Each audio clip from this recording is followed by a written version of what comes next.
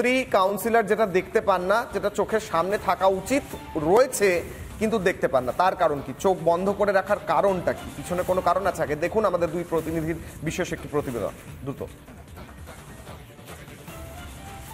এই মুহূর্তে রয়েছি ট্যাংরায় সেই হেলে পড়া সাদা বাড়িটিতে, যেখানে দুটো বাড়ির মাঝখানে 8 ফুটের গ্যাপ রাখার কথা, সেই গ্যাপ কিন্তু রাখা হয়নি।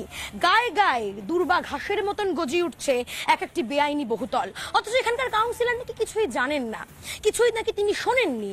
2 থেকে 3 দিন আগে তিনি শুনেছেন যে একটি বাড়ি আরেকটি বাড়ির পাশে হেলে পড়েছে, সেই কারণে বিল্ডিং ডিপার্টমেন্টকে খবর দিয়েই তিনি কিন্তু চুপটি করে বসে রয়েছেন, আর কোনো যথাযথ ব্যবস্থা নেওয়ার প্রয়োজন তিনি বোধ করেননি। আমি এই মুহূর্তে ছবি দেখাবো, যেখানে ছাদে আমরা উঠেছি, সেই ছাদ থেকে পাশের বাড়ি, অর্থাৎ যে বাড়িতে হেলে পড়েছে এই ছাদটি, নতুন ছাদ যেখানে আমরা দেখতে পাচ্ছি এখনো রং হয়নি, সেই বাড়ির সাথে 1 হাতেরও গ্যাপ নেই। এটা হচ্ছে পাশের বাড়ি, আমি এই মুহূর্তে সেখানে রয়েছি, এখানে 1 হাতেরও কিন্তু গ্যাপ নেই। সেই মুহূর্তে আমার সহকর্মী ঐন্দ্রিলা রয়েছে। ঐন্দ্রিলা, আমরা তো জানি যে ছাদের মধ্যে নাকি আমরা একে অপরের সঙ্গে কথা বলতে পারি, হাত ধরতে পারি কি? আমরা হাত ধরছি, আমরা এই মুহূর্তে হাত ধরছি। আমি যেখানে দাঁড়িয়ে রয়েছি সেটি সাদা বাড়ি, নির্মীয়মান বাড়ি। ঐন্দ্রিলা আমার সহকর্মী যেখানে দাঁড়িয়ে রয়েছে সেটি সবুজ বাড়ি। ঐন্দ্রিলা, আমি একটু কথা বলি। অপর বাড়িতে আমরা দাঁড়িয়ে রয়েছি, কথা বলছি আমরা, একদমই দুটো বাড়ি পাশাপাশি। হয়তো এটাই সম্ভব, কি করে সম্ভব? আমি একটু দেখাই যারা দর্শকরা দেখছে। আমি রয়েছি একটি বাড়িতে, যে বাড়ির মাথার অংশটা হেলে গিয়েছে, অর্থাৎ যে সবুজ বাড়িটিতে এই মুহূর্তে 13টা পরিবার বসবাস করে। আর এলিনা রয়েছে ঠিক পাশের বাড়িটিতে। পাশে আমরা মালিকদের সঙ্গে কথা বলছিলাম, তারাও এই একই কথা বলছে যে এরকম ভাবে একটা ফ্ল্যাট উঠেছে, তারা বারবার প্রমোটারকে বলেওছে, কিন্তু প্রমোটার তাদের প্রথম দিন থেকে আশ্বস্ত করে এসছেন যে নাকি কোনো রকম অসুবিধা হবে না। হয়তো দেখো এইরকম একটা ফ্ল্যাট তারাও আশা করেননি, কিন্তু আজকে দাঁড়িয়ে 13টা পরিবার যখন ফ্ল্যাটটা কিনে নিয়েছে, আতঙ্ক তো এখান থেকে গ্রাস করছে। 13টি পরিবারের প্রাণের দায়টা তাহলে কে নেবে? কাউন্সিলর বলছেন এসে যে আমরা দেখার যেটা চিন্তা ভাবনা করেছি আমরা দেখব। তবে তিনি কি বলছেন, আরো একটি বিস্ফোরক কথা, তিনি বলছেন এটা যে আমরা যদি আমাদের লোক পাঠাই, তাহলে কোথায় কি বাড়ি হচ্ছে এটা খুঁজতে পাঠাই, তাহলে বলা হবে তৃণমূলের গুন্ডারা দাদাগিরি করছে। তাহলে কি এইভাবে বিভিন্ন, তার মানে বেআইনি বহুতলগুলো এভাবে ঘাসের মতন গজিয়ে উঠবে। দেখানোর চেষ্টা করবো এইভাবে রাখতে পারছি, কিন্তু এই হাতে হাত ধরাটা কতদিন পর্যন্ত থাকবে বলবো এলিনা। আমি দর্শকদের একটু সঙ্গে নিয়ে যাব, বাড়ির ঠিক মধ্যে কতটা ডিস্টেন্স আপনারা হয়তো এই মুহূর্তে অনেকটাই বুঝতে পেরেছেন। আমি আরো একবার যাওয়ার একটু চেষ্টা করি এবং এই মুহূর্তে একটু দূরত্বটা দেখানোর চেষ্টা করি। আমি দাঁড়িয়ে রয়েছি সবুজ বাড়িটির এই মুহূর্তে ঠিক ব্যালকনিতে, আর অপর বাড়িটি এই মুহূর্তে যে সাদা বাড়িটি, সেখানে এলিনা এসছে ব্যালকনিতে। দুটো ব্যালকনি একেবারে পরস্পরের সঙ্গে মাথায় মাথায় জোড়া লেগে গিয়েছে। এরকম ভাবে দিনে দুপুরে যদি ছত্রাকের মতন এরকম ইলিগাল ফ্ল্যাট গড়ে ওঠে সামান্য কয়েকটা টাকা কমের জন্য, তাহলে কিন্তু জীবনের প্রশ্ন থেকেই থাকছে। ভিডিও জার্নালিস্ট পিনাকি নন্দীর সঙ্গে ঐন্দ্রিলা ঘোষের রিপোর্ট, রিপাবলিক বাংলা, কলকাতা। সুকন্যাদির কাছে যাবো। সুকন্যাদি, এটা কি মমতা বন্দ্যোপাধ্যায় ঐক্যর কোনো একটা বার্তা দিচ্ছেন? দুটো বাড়ি, একটা বাড়ি থেকে একটা বাড়িতে হাত ধরা যাবে, সমাজ একসাথে থাকবে, বাঙালি একসাথে থাকবে। সেই কিশোরায় তোমাদের চ্যানেলেই দেখলাম যারা নাকি রিপোর্টার ছিলেন, যারা নাকি গ্রাউন্ড রিপোর্টের ওখানে গেছিলেন, ঐন্দ্রিলা আর আরেকজন, তারা বললো যে বাড়ির বাসিন্দারা বারবার যারা কিনবেন তারা বারবার সেই প্রমোটারকে বলেছেন, প্রমোটার না, এখানে কোথাও একটা ভুল হচ্ছে, উনি প্রমোটার নয়, উনি নিশ্চয়ই ডেভেলপার, এটা আমার বিশ্বাস। কোনো প্রমোটার যার লাইসেন্স আছে সেরকম ধরনের কাজ করে না।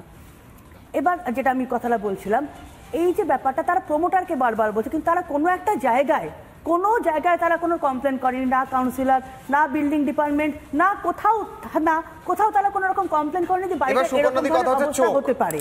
মানুষের চোখ আছে। কদিন আগে ফিরাদ হাকিম বললেন আমাদের ব্যবস্থা আছে, প্রতি গলিতে আমরা সপ্তাহে একবার করে আমাদের ডিপার্টমেন্টের রিপ্রেজেন্টেটিভ পাঠাই। আমার কাছে সেই বাইট আছে, এই গলিতেও পাঠানোর কথা, প্রত্যেকটা গলিতে যেখানে, হ্যাঁ, কিন্তু তারা দেখতে পাননি চোখে যে দুটো বাড়ির মধ্যে হাত ধরাধরি করা যাচ্ছে, নাকি তারা ঐক্যের বার্তা দিতে চাইছে? ডিপার্টমেন্টের লোকরা যদি অসাধু হয়, সেখানে কাউন্সিলর, প্রতিটা গলিতে যত লোক যাচ্ছে সবাই অসাধু, কাউন্সিলরও অসাধু, সব লোকের কাউন্সিলরের তো যাওয়ার কথা হচ্ছে না। এটা তো কাউন্সিলরের দেখার কথা। যারা যাচ্ছে কাউন্সিলরের কাছে, ডিপার্টমেন্ট একটা করে শোনো, কাউন্সিলরের যে সমস্ত লোকেরা পাঠাচ্ছেন তারা নিশ্চয়ই বিল্ডিং ডিপার্টমেন্ট থেকে যাচ্ছেন, এবং বিল্ডিং ডিপার্টমেন্টের লোকেদের এটা দেখার দায়িত্ব। কেন? তারা খুব ভালো করে ওয়াকিবহাল ব্যাপারগুলো, তারা অভিজ্ঞ, তারা চোখ দিয়ে দেখছেন না কেন? তাদের সেখানে দেখতে কিসের অসুবিধে হচ্ছে, এবং সেটা সম্পূর্ণ ডিপার্টমেন্টের ব্যাপার। ইঞ্জিনিয়ার আছেন, সাব ইঞ্জিনিয়ার আছেন, এক্সিকিউটিভ ইঞ্জিনিয়ার আছেন, তারা কি করছেন এটা মেয়র বা কাউন্সিলরের পক্ষে বোঝা সম্ভব নয়। বাড়ির মেটেরিয়াল কিরকম, বাড়ি কতটা হেলে পড়ছে, বাড়ির সয়েল টেস্ট হয়েছে কিনা, এগুলো কখনোই সম্ভব নয়। আর যেহেতু পাওয়ার জন্য প্রচুর ডকুমেন্টসের দরকার হয়। এই ডকুমেন্টস গুলো এই ডেভেলপার যারা আছে আনঅথরাইজড কনস্ট্রাকশনে তারা এই ডকুমেন্টস আমি লাইভে যাওয়ার আগে সময় কম আছে, এবং কনজিউমাররাও সেই সম্বন্ধে ওয়াকিবহাল নয়। মনিকাঞ্চন দা, দোষ হচ্ছে এই যারা করাপ্টেড অফিশিয়াল তারা দেখছে না, কিন্তু মন্ত্রী হচ্ছেন শুদ্ধ মানুষ একজন, উনি জানেন না, তাই জন্য আমি যাব লাইভে। তার আগে দ্রুত চোরের মায়ের বড় গলা, চোখ আছে তো, চোখটা তো আর বিল্ডিং দেখার জন্য নয়, চোখটা হচ্ছে কাটমানির দিকে, চোখ হচ্ছে কাটমানির দিকে, কোথা থেকে কত টাকা আসবে। যদি একটা দুটো বিল্ডিং হতো, যেটা একটা দুটো প্লিজ প্লিজ চিৎকার করে দরকার নেই, জানে এখানে কারা কি। যে বাড়িগুলো যদি একটা দুটো ভেঙে পড়তো অফিসারদের দোষ হতো, একসাথে সারা পশ্চিম কলকাতা জুড়ে, বিধাননগর জুড়ে একের পর এক হচ্ছে। কামারহাটি কোথায়, চারদিকে হয়েছে, একটা বাড়ি দুটো বাড়ি হলে হতো। এই যে বাড়ি তোমরা রিপাবলিকে দেখালে, আমি নিয়ে গিয়ে বলতে পারি, আমরা তো এলাকায় ঘুরি, হাজারো এরকম বাড়ি রয়েছে যেখানে এক হাতও নেই। দুটো ছবি দেখাবো। সৈকত রয়েছেন, সৈকত রয়েছেন ট্যাংরা থেকে, তুলিকা রয়েছেন বাগুইআটি থেকে।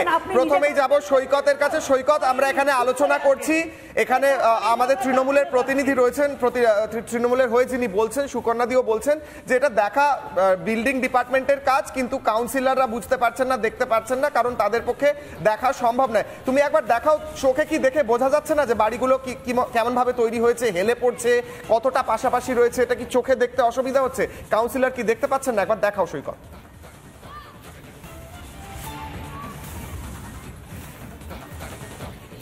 দেখো কিশোর, তুমি যেটা বললে চোখে দেখে কি বোঝা যাচ্ছে না, চোখে দেখেই বোঝা গেছে। সেই জন্যেই কিন্তু মানুষ সরব হয়েছে এবং সেই জন্যেই কিন্তু আমরা সংবাদ মাধ্যম, এই প্রতিটি সংবাদ মাধ্যম এই খবরটা সবাই দেখাচ্ছি, পাবলিশ করছি।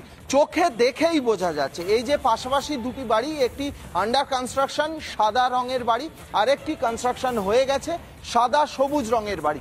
এই চোখে দেখেই বোঝা যাচ্ছে। যিনি বলছেন যে কাউন্সিলররা হয়তো দেখতে পাচ্ছেন না, তাহলে হয়তো তারা সত্যিই তাদের কোনো সমস্যা আছে, না হলে তারা দেখেও দেখছেন না। কারণ চোখে দেখেই বোঝা যাচ্ছে যে এই সবুজ বাড়িটি সাদা বাড়িটির গায়ের ওপর হেলে গেছে।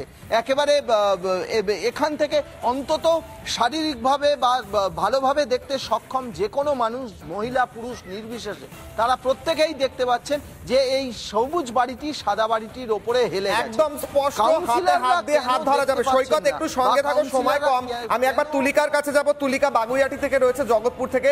তুলিকা, একবার দেখাও চোখে দেখে বোঝা যাচ্ছে কিনা, তুমিও একবার দেখাও। নাকি গিয়ে ভালো করে পরীক্ষা করে তবে বুঝতে হবে, নাকি চোখে দেখেই বোঝা যাচ্ছে বাড়িগুলো একদম পাশাপাশি একে অপরের গায়ে হেলে পড়ছে? দেখাও।